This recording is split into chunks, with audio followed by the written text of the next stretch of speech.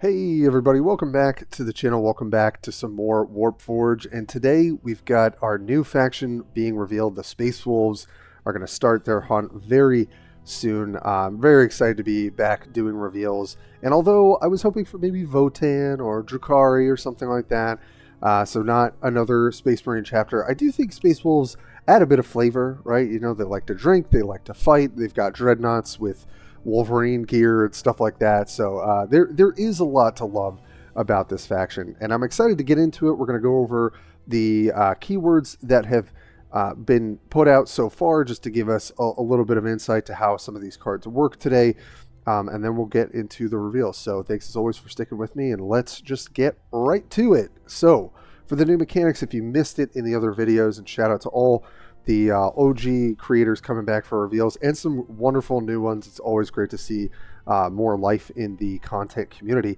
We've got Pack, so it's just a flat bonus, on stats for melee and ranged for each other friendly troop in play. So it doesn't count itself, but if you're able to get some other cheap units, maybe even get some buffs from a flank unit, hit, and then use your flank, that seems like Pack is just a nice little thing to tack on to some of these, what I would guess are maybe like cheaper units.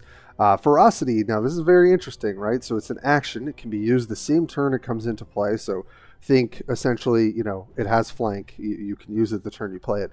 So you do something, so you get an effect, then return this troop to your deck. Now, I'm really curious if they were thinking of skirmish for this particular tactic, right? So being able to get something maybe on board, not use its ferocity effect, but maybe in late game, if you draw it, being able to do that.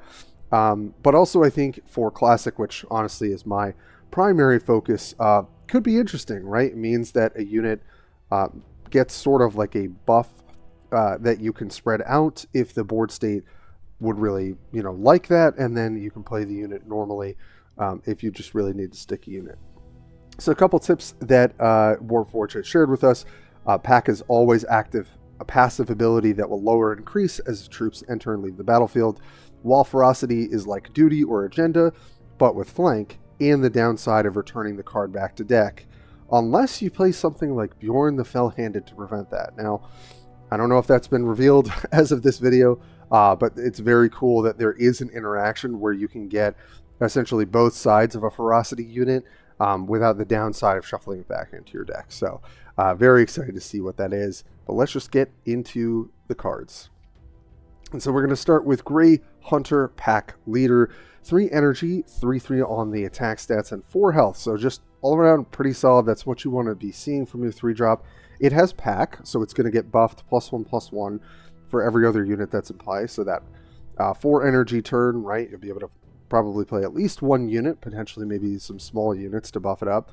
It's also got Ferocity, so give +3 melee, +3 ranged, and +4 health to a friendly troop. So I think the way to think about this is if you, kind of curve out with it, great, but if you draw it later, you can really cash it in for a whopping amount of stats, and I think that's going to be really great for our next card here, which is the Wolfguard Terminator Pack Leader. So this is 5 energy, 4/2 on the attack stats, 4 health, 2 armor, which is generally pretty tanky, and it's got Vanguard. So I'm thinking about the 5-drop for the Dark Angels. That could be quite good. It was nerfed over time. So it also has a Slay ability, gain +1/+1/+1, which is just generally going to be good. So I'm thinking about, you slam the Wolfguard Terminator, it's going to be hard for them to maybe clear this unit. Then you draw that 3-drop, right? And you're like, all right, I'm going to dump all these stats onto this unit, and this has Slay, and this is going to get buffed after it kills some sort of enemy unit, although you may just want to hit their face with it. I think on its face, both of these cards starting out are pretty good. I think these are rares that you're likely going to play in many of your kind of generic tempo-based decks, and I'm excited to see how they all play. But of course, I saved the best for last, and that's going to be Najal Stormcaller, and there's a lot to digest here. So no, he does not have 25 health in Classic. That is going to be for Skirmish.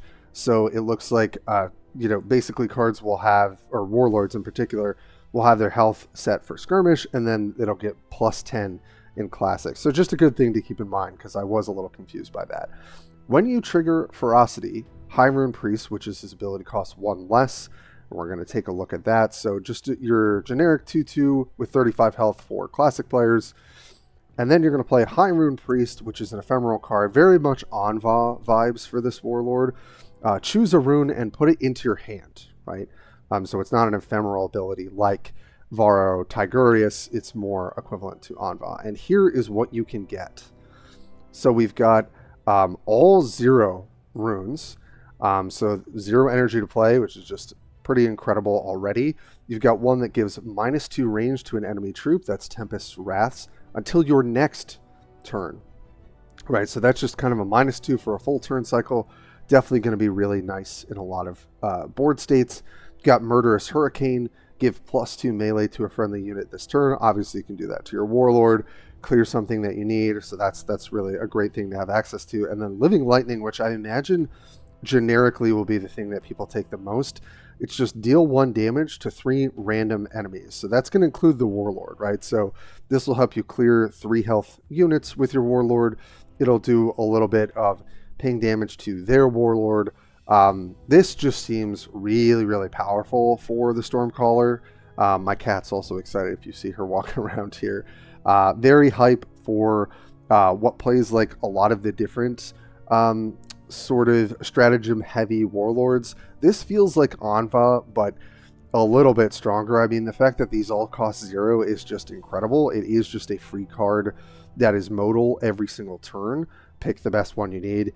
And I think that's really going to be very powerful for Najal Stormcaller. And the Rune Priest ability is going to get cheaper when you have Ferocity. So this will cost 1 instead of 2, potentially 0 instead of 2, which just makes this even more and more efficient for grabbing Tempest Wraths, Murderous Hurricane, or Living Lightning. So that's what I got for you guys today. We've got some really interesting rares that seem pretty solid on stats, and we've got Najal Stormcaller, which I am most excited to play as a warlord once we get access to all these goodies. So thanks so much, as always, for sticking with me, and I'll catch you guys in the next one.